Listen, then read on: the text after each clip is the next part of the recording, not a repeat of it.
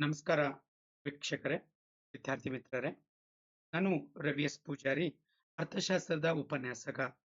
ಸ್ನೇಹಿತರೆ, ಸುಮಾರು ದಿನಗಳಿಂದ ಯೂಟ್ಯೂಬ್ ಚಾನೆಲ್ಸ್ ವತಿಯಿಂದ ನೀವು ನನ್ನ ಒಂದು ವಿಡಿಯೋಗಳನ್ನೆಲ್ಲ ಆಲಿಸ್ತಾ ಇದ್ರಿ. ಹೊಸ ಹೊಸದಂತ ಏನಾದರೂ ಅಪ್ಡೇಟ್ಸ್ಗಳನ್ನಿದ್ರೆ ಪ್ರಥಮ ವರ್ಷ ಇರ್ಬೋದು, ದ್ವಿತೀಯ ವರ್ಷದಲ್ಲಿ ಇರ್ಬೋದು, ಅವುಗಳನ್ನ ಅಪ್ಡೇಟ್ ಕೊಡ್ತಾ ಬರ್ತಾ ಇದ್ದೀನಿ. ಆನಂತರ ಸುಮಾರು ಜಿಲ್ಲಾದ್ಯಂತ ಎಲ್ಲ ಕಡೆ ಓರಿಯಂಟೇಷನ್ ಪ್ರೋಗ್ರಾಮ್ಸ್ಗಳೆಲ್ಲ ನಡೀತಾ ಇದೆ. ಅಲ್ಲಿ ನಮಗೆ ಕಂಡುಕೊಂಡಿರುವಂತ ವಿಚಾರ ಏನಪ್ಪಾ ಅಂತಂದ್ರೆ, ಹೊಸದಾದಂತಹ ಬದಲಾವಣೆಗಳು ಏನಾದ್ರೂ ಆಗ್ಬೋದಾ ಅಂತಂತಂದ್ರೆ, ಅಲ್ಲಿ ನ್ಯೂಮರಿಕಲ್ ಬೇಸ್ ಮೇಲೆ ಚೇಂಜಸ್ಗಳಾಗುವಂತ ಸಾಧ್ಯತೆ ಇದೆ. ಅದು ಅನ್ನುವಂಥ ಪಾಯಿಂಟ್ಸು. ಅದಾದ ನಂತರ ಆಲ್ರೆಡಿ ಎಲ್ಲಾ ಒಂದು ಲೆಕ್ಚರ್ಸು ಎಲ್ಲಾ ಒಂದು ಚಾಪ್ಟರ್ಸ್ ಗಳನ್ನ ಕವರ್ ಮಾಡ್ತಾ ಇದ್ದಾರೆ. ಈಗ ಮಿಡ್ ಟರ್ಮ್ಸ್ ಎಕ್ಸಾಮ್ಸ್ ನಡೀತಾ ಇದೆ. ಅಂದ್ರೆ PUC ಲೆಕ್ಕದಲ್ಲಿ ಹೇಳ್ಬೇಕಾದ್ರೆ ಅರ್ಥಶಾಸ್ತ್ರದಲ್ಲಿ ಒಂದು ಸೂಕ್ಷ್ಮ ಅರ್ಥಶಾಸ್ತ್ರದಲ್ಲಿ ಮೈಕ್ರೋ ಎಕನಾಮಿಕ್ಸ್ ನಲ್ಲಿ 5 ಚಾಪ್ಟರ್ಸ್ಗಳು, ಮ್ಯಾಕ್ರೋನಲ್ಲಿ 1.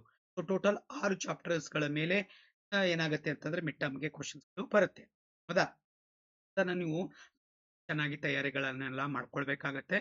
ಅದಕ್ಕೆ ನೀವು ನನ್ನ ಜೊತೆಗಿದ್ರೆ, ನನ್ನ ಯೂಟ್ಯೂಬ್ ಚಾನಲ್ಸ್ ಇದೆ, ಎಕನಾಮಿಕ್ಸ್ ರವಿ 77, ಟೆಲಿಗ್ರಾಮ್ ಗ್ರೂಪ್ ಇದೆ, ಮತ್ತೆ ಅದ್ರ ಜೊತೆಗೆ ಏನಂತಂದ್ರೆ ಕರ್ನಾಟಕ ವಿದ್ಯಾರ್ಥಿ ಬಳಗ ಅಂತ ಅಲ್ಲಿ ನಾನು ವಿದ್ಯಾರ್ಥಿಗಳಿಗೋಸ್ಕರ PUC ವಿದ್ಯಾರ್ಥಿಗಳಿಗೋಸ್ಕರ ಸ್ಪೆಷಲಿ ಡೈಲಿ 2 ಪ್ರಶ್ನೆಗಳನ್ನ ನಾನು ಹಾಕ್ತಾ ಇದ್ದೀನಿ. ಆಮೇಲೆ ಡೈಲಿ 20 ಮಾರ್ಕ್ಸ್ ಇಂದ ಒಂದು ನನ್ನ ಕಾಲೇಜ್ನಲ್ಲಿ ಏನ್ ಕಂಡಕ್ಟ್ ಮಾಡ್ತಾ ಇದ್ದೀನಿ, ಅದರದ್ದು ಪತ್ರಿಕೆ ಆಗಿರ್ಬೋದು, ಎಲ್ಲ ಏನೇನು ಆಕ್ಟಿವಿಟೀಸ್ ಮಾಡಿಸ್ತಾ ಇದ್ದೀನಿ ಅದು ನನ್ನ ವಿದ್ಯಾರ್ಥಿಗಳಿಗೂ ಹೆಲ್ಪ್ ಆಗುತ್ತೆ, ಮತ್ತೆ ಕರ್ನಾಟಕದ ಇರುವಂತಹ ಮಕ್ಕಳಿಗೂ ಕೂಡ ಹೆಲ್ಪ್ ಆಗುತ್ತೆ.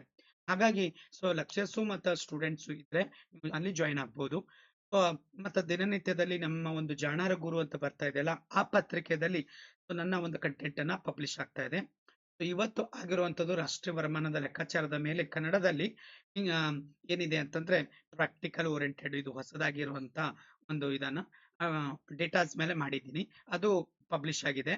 ಮತ್ತು ಇಂಗ್ಲಿಷ್ ನಲ್ಲಿ ಕೂಡ ಬಂದಿದೆ. ಅದು 6 ಮಾರ್ಕ್ಸ್ಗೆ ಓರಿಯೆಂಟೆಡ್ ಆಗಿರುವಂತಹ ಪ್ರಶ್ನೆಗಳ ಮೇಲೆ ಚರ್ಚೆ ಮಾಡಲಾಗಿದೆ. ಅದನ್ನು ಕೂಡ ನೀವು ನೋಡಬಹುದು. ಅಂದ್ರೆ ಎಟ್ ಎ ಟೈಮಿಗೆ ನಿಮ್ಗೆ ಎಲ್ಲಾ ಕಡೆಯಿಂದ ಒಂದು ಒಳ್ಳೆಯ ರೀತಿಯಾದಂತಹ ಒಂದು ಇದನ್ನ ಸಿಗ್ತಾ ಇದೆ. ಹಾಗಾಗಿ ಅದನ್ನ ಯುಟಿಲೈಸ್ ಮಾಡ್ಕೋಬಹುದು. ಯೂಟ್ಯೂಬ್ ಚಾನಲ್ಸು ಎಕನಾಮಿಕ್ಸ್ ರವಿ 76 ಜೊತೆ ಇರ್ಬೋದು. ಆಮೇಲೆ ಟೆಲಿಗ್ರಾಮ್ ಗ್ರೂಪ್ ಜೊತೆಗೂ ಕೂಡ ನೀವು ಟ್ಯಾಗ್ ಆದ್ರೆ ಅಂದ್ರೆ ಅಲ್ಲಿ ಕೂಡ ಸಾಕಷ್ಟು ನಿಮ್ಗೆ ಅಪ್ಡೇಟ್ ಸಿಗುತ್ತೆ. ಅದ್ರ ಜೊತೆಗೆ ಕರ್ನಾಟಕ ವಿದ್ಯಾರ್ಥಿ ಬಳಗ ಅಂತಂದ್ರೆ ಅಲ್ಲಿ ಕೂಡ PDF ಎಲ್ಲಾನು ಕೂಡ ನಿಮ್ಗೆ ಅಲ್ಲಿ ಸಿಗುತ್ತೆ. ಅದಕ್ಕೆ ಲೆಕ್ಚರ್ಸ್ ಇದ್ರೆ ದಯವಿಟ್ಟು ನಿಮ್ಮ ವಿದ್ಯಾರ್ಥಿಗಳಿಗೆ ಅದನ್ನ ಶೇರ್ ಮಾಡಿ. ನನ್ನ ಅದನ್ನ ರಿಕ್ವೆಸ್ಟ್ ಮಾಡ್ಕೊಳ್ತಾ ಇದ್ದೀನಿ ನಮ್ಮ ಲೆಕ್ಚರ್ಸ್ ಹತ್ರ. ಯಾಕಂದ್ರೆ ನೀವು ಅವ್ರಿಗೆ ಕಳಿಸೋದ್ರಿಂದ ವಿದ್ಯಾರ್ಥಿಗಳಿಗೆ ಅದು ರೀಚ್ ಆಗುತ್ತೆ. ಕೆಲವು ಸಲ ಎಷ್ಟೋ ಕಂಟೆಂಟ್ ಅನ್ನ ನಾವು ಕ್ಲಾಸ್ ನಲ್ಲಿ ಹೇಳಕ್ ಆಗುದಿಲ್ಲ, ಅದನ್ನ ಸ್ವಲ್ಪ ಸ್ಕಿಪ್ ಮಾಡಿರ್ತೀವಿ. ಹೌದಾ? ಟೈಮ್ ಇದು ಇರುತ್ತೆ. ಹಾಗಾಗಿ ಈ ವಿಡಿಯೋಗಳು ಸಿಗುತ್ತಂದ್ರೆ ಮಕ್ಕಳಿಗೆ ಖಂಡಿತವಾಗ್ಲೂ ಯೂಸ್ ಆಗುತ್ತೆ. ನೋಡಿ ಸ್ನೇಹಿತರೆ, ಇಲ್ಲಿ ಈ ಒಂದು ಇದರಲ್ಲಿ ನಾನು ಜಾಣಾಗರ ಗುರುವಲ್ಲಿ ಬಂದಿರುವಂತಹ ಡೇಟಾನ ತಗೊಂಡು ಅದನ್ನ ನಾನಿಲ್ಲಿ ಕೊಡಕ್ಕೆ ಪ್ರಯತ್ನ ಮಾಡ್ತಾ ಇದ್ದೀನಿ. ಕಂಟೆಂಟ್ ಇಲ್ಲಿದೆ. ನಿಮ್ಗೆ ಸ್ಕ್ರೀನ್ ಚೆನ್ನಾಗಿ ಕಾಣುವುದಿಲ್ಲ, ಯಾಕಂದ್ರೆ ಸ್ಕ್ರೀನ್ ಶಾಟ್ ಹಾಕಿ ಅಷ್ಟು ನೀಟ್ ಆಗೋದಿಲ್ಲ. ಅದಕ್ಕೆ ನಾನು ಏನ್ ಮಾಡಿದ್ದೀನಿ, PDF ನೇ ಇಲ್ಲಿ ಡೌನ್ಲೋಡ್ ಮಾಡ್ಕೊಂಡಿದ್ದೀನಿ. ಇಲ್ಲಿ ನೋಡಿ ಸ್ನೇಹಿತರೆ, ಹೌದಾ? ಇದು ಯಾವುದು SLC ವಿದ್ಯಾರ್ಥಿಗಳಿಗಿದೆ.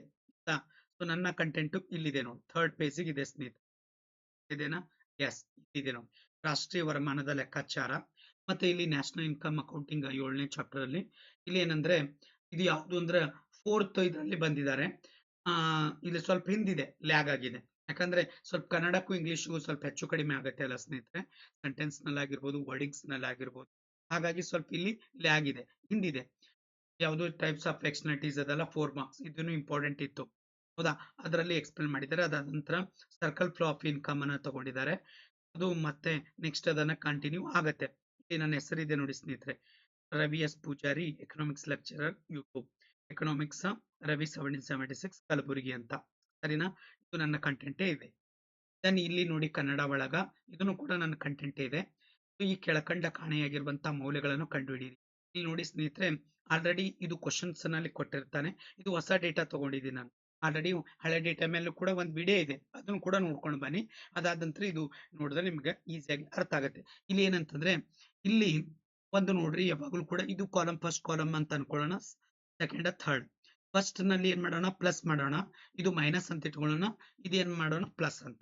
ಎಲ್ಲೆಲ್ಲಿ ಏನಾಗತ್ತೆ ಅಂತ ಈಗ 60 ಪ್ಲಸ್ ಮಾಡಿದ್ರೆ 0 ಮಾಡಿದ್ರೆ 600 ಪ್ಲಸ್ ಮಾಡಿದ್ರೆ 600 ಪ್ಲಸ್ 0 ಮಾಡಿದ್ರೆ 600 ಸರಿನಾ? ಓಕೆ.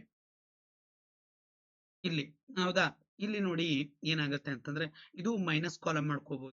6 ಪ್ಲಸ್ ಮೈನಸ್ 0 ಮಾಡಿದ್ರು ಕೂಡ ಅದೇ ಬರುತ್ತೆ. ಅದೇ ತರ ಇಲ್ಲಿ ನೋಡಿ ಸ್ನೇಹಿತರೆ, ಮತ್ತ ಇಲ್ಲಿ ಡ್ಯಾಶ್ ಇದೆ, 600 ಇದೆ, 400 ಇದೆ. ಹೌದಾ? ಸೊ ಇವೆರಡು ಹೌದಾ? ಇವೆರಡು ನೀವು ಪ್ಲಸ್ ಮಾಡೋದ್ರಿಂದ ಇಲ್ಲಿ ಸಿಗುತ್ತೆ ನೋಡಿ. ಅಂದ್ರೆ so ಇಲ್ಲಿ ಏನಿದೆ ಗೊತ್ತಿಲ್ಲಲ್ಲ ನಮಗ. ಸೊ ಅದಕ್ಕೆ ಇವೆರಡು ಪ್ಲಸ್ ಮಾಡೋದ್ರಿಂದ ಇಲ್ಲಿ ಬರುತ್ತೆ. 600 ಪ್ಲಸ್ 400 ಈಕ್ವಲ್ ಟು 1000 ಸರಿನಾ? Is equal to 1000. So 1000 minus 600 ಮಾಡಿದ್ರೆ 400 ಹೌದಾ? ಅದಕ್ಕೆ ಇದು ಮೈನಸ್ ಮಾಡ್ಕೊಳ್ಳಿ ಅಂತ ನಾನು ನಿಮ್ಗೆ ಗೊತ್ತಿರ್ಲಿ ಅಂತೇಳಿ ಇದು ಪ್ಲಸ್ ಇದು ಮೈನಸ್ ಇದು ಯಾವುದು ಅಂದ್ರೆ ಮತ್ತ ಪ್ಲಸ್ ಸರಿನಾ? ಹಾಗಾಗಿ ನೆಕ್ಸ್ಟ್ ನೋಡಿ ಸ್ನೇಹಿತರೆ, ಇಲ್ಲಿ 1400 ಇದೆ, ಇಲ್ಲಿ ಡ್ಯಾಶ್ ಇದೆ, ಇಲ್ಲಿ 400 ಇದೆ. ಹಾಗಾದ್ರೆ ಇಲ್ಲಿ 1400 ಒಳಗ ಇಲ್ಲಿ ಏನ್ ಮಾಡ್ಬೇಕಾಗಿತ್ತು ಅಂತಂದ್ರೆ ಇದರಲ್ಲಿ ಇದು ಕಳೆದ್ರೆ ಇದು ಬರ್ತಿತ್ತು.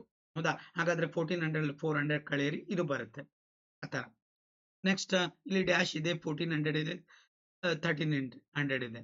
ಹೌದಾ? ಇಲ್ಲಿ 1400 ಅಲ್ಲಿ ಮೈನಸ್ 300 ಅನ್ನ ಕಳೆದ್ರಾಗ ಏನಾಗ್ತಿತ್ತು? ಸೊ ಇಲ್ಲಿ 1000 ಬರ್ತಿತ್ತು. ಯಾವುದು 1100 ಬರ್ತಿತ್ತು. ಬಟ್ ಹಂಗ್ ಮಾಡಕ್ ಬರುವುದಿಲ್ಲ. ಇಲ್ಲಿ ಒಟ್ಟು ಏನಾಗುತ್ತೆ ಅಂತಂದ್ರೆ ಸೊ ಇವೆಲ್ಲ ಸೇರಿಸೋದ್ರಿಂದ 1700 ಆಗುತ್ತೆ. 1700 ಅಲ್ಲಿ 1400 ಕಳೀರಿ ಇದು 300 ಬರುತ್ತೆ. ಆ 300 ಬಂದಿದೆ ಇಲ್ಲಿ ನೋಡ್ಕೊಳ್ಳಿ. 1700 ಅಲ್ಲಿ 1400 ನಾವು ಮೈನಸ್ ಮಾಡ್ತೀವಿ. ಮೈನಸ್ ಮಾಡಿದ ನಂತರ ಇಲ್ಲಿ 300 ಉಳಿಯುತ್ತೆ. ಇವಾಗ ನಾವು ಗ್ರ್ಯಾಂಡ್ ಟೋಟಲ್ ಮಾಡ್ಬೇಕು. 600 400 1000 ಪ್ಲಸ್ 400 1400 ಪ್ಲಸ್ 300 1700 ಇದು ಕರೆಕ್ಟ್. ಈ ತರ ಇದು ಆಲ್ಮೋಸ್ಟ್ ಆಲ್ ಸೇಮ್ ಇರುತ್ತೆ. 1700 ಮತ್ತ ಇದು 1700 ಸರಿನಾ? ಇದು ಇದಾದ ನಂತರ ನಮ್ಗ ಸ್ವಲ್ಪ ಗೊತ್ತಾಗ್ಲಿ ಅಂತ ಹೇಳಿ ವಿದ್ಯಾರ್ಥಿಗಳಿಗೆ ಏನ್ ಮಾಡಿದೀನಿ ಸ್ನೇಹಿತರೆ, ನಂದೇ ಆದಂತ ಒಂದು ಫಾರ್ಮುಲಾ ರೆಡಿ ಮಾಡ್ಕೊಂಡು ಗೋಧಿ ಅಂದ್ರೆ ರೈತನ ಹತ್ರ ವೀಟ್ ಇದೆ ಅಂತಂದ್ರೆ 600 ಮೈನಸ್ 600 ಮತ್ತೆ ಹಿಟ್ಟಿನ ಗಿರಣಿ ಅವನು ಏನಂದ್ರೆ 1600 ಮೈನಸ್ ಮಾಡಿದ್ರೆ 400 ಬರುತ್ತೆ. ಬೇಕರಿ ಅವನು 1400 ಮೈನಸ್ 1000 ಮಾಡಿದ್ರೆ 400 ಬರುತ್ತೆ. ಚಿಲ್ಲರೆ ಅಂಗಡಿ ರಿಟೇಲ್ 700 ಮೈನಸ್ 1400 ಮಾಡಿದ್ರೆ 300 ಸರಿನಾ? ಇದು ಈ ತರ ಇವೆಲ್ಲಾನು ಕೂಡ ನಮ್ದೇ ಆದಂತ ಒಂದು ಇದರಲ್ಲಿ ಮಕ್ಕಳಿಗೆ ಸಿಂಪ್ಲಿಫೈ ಮಾಡಿದ್ರೆ ಅರ್ಥ ಆಗುತ್ತೆ ಆ ತರ ಸರಿನಾ? ಓಕೆ. ಇದು ಇನ್ ಇಂಗ್ಲಿಷ್ ಮೀಡಿಯಂ ಒಳಗೆ ನೋಡ್ರಿ ಸರ್ಕಲ್ ಫ್ಲೋ ಆಫ್ ಇನ್ಕಮ್ ಅಂತ ಯಾವ ರೀತಿಯಾಗಿ ಇರುತ್ತೆ. ಇಲ್ಲಿ ಹೌಸ್ ಹೋಲ್ಡ್ ಇದೆ, ಫರ್ಮ್ ಇದೆ. ಇದು ಚಾರ್ಟ್ ಹಾಕಿದ್ರೆ 1 ಮಾರ್ಕ್ಸ್ ಇದೆ. ಸ್ವಲ್ಪ ಈ ಪಾಯಿಂಟ್ಸ್ ಬರೆದ್ರೆ ಇದಕ್ಕೆ 1 ಮಾರ್ಕ್ಸ್ ಇದೆ. Total 2 marks. ಈ ಚಾರ್ಟಿಗೆ ಸ್ವಲ್ಪ ನೀವು ಎಕ್ಸ್ಪ್ಲೈನ್ ಕೊಟ್ರೆ ಅಂದ್ರೆ ಇದು 4 ಮಾರ್ಕ್ಸ್. ಬಹಳ ಸಲ ರಿಪೀಟ್ ಆಗಿದೆ ಕ್ವಶನ್. ಎನ್ಯುವಲ್ ಎಕ್ಸಾಮ್ನಾಗ ಇದನ್ನು ಬರ್ಬೋದು, ಎಕ್ಸ್ಟರ್ನಲ್ಸ್ ಬರ್ಬೋದು, ಯಾವ್ದನ್ನೂ ಬರ್ಬೋದು. ಅದಕ್ಕೋಸ್ಕರ 4 ಮಾರ್ಕ್ಸ್ ಇಂಪಾರ್ಟೆಂಟ್, 6 ಮಾರ್ಕ್ಸ್ ಇಂಪಾರ್ಟೆಂಟ್, ಒಂದು ಪ್ರಾಕ್ಟಿಕಲ್ ಓರಿಯೆಂಟೆಡ್ ಇಂಪಾರ್ಟೆಂಟ್. ಇದು 2 ಮಾರ್ಕ್ಸ್ ಬರುತ್ತೆ, 1 ಮಾರ್ಕ್ಸ್ ಬರುವಂತ ಸಾಧ್ಯತೆಗಳು ತುಂಬಾ ಇರುತ್ತೆ. ಚಾಪ್ಟರ್ಗೆ ಎಷ್ಟು ಅಲಾಟ್ಮೆಂಟ್ ಆಗಿದೆ ಅಂದ್ರೆ 17 ಮಾರ್ಕ್ಸ್ ಇದೆ ಸ್ನೇಹಿತರೆ ಎನ್ಯುವಲ್ ಎಕ್ಸಾಮಿಗೆ. ಹೌದಾ? Chapter number 2 theory of consumer behaviour ಒಳಗ 20 ಮಾರ್ಕ್ಸ್, ಇದು 17 ಮಾರ್ಕ್ಸ್. ಹೌದಾ? 37 ಮಾರ್ಕ್ಸ್ ಆಯ್ತು ಎನ್ಯುವಲ್ಗೆ. 2 ಚಾಪ್ಟರ್ ಓದೋದು ನಮಗೆ ಬೇಕಾಗಿರೋದು 24 ಮಾರ್ಕ್ಸ್ ಸರಿನಾ? ಈ ತರ.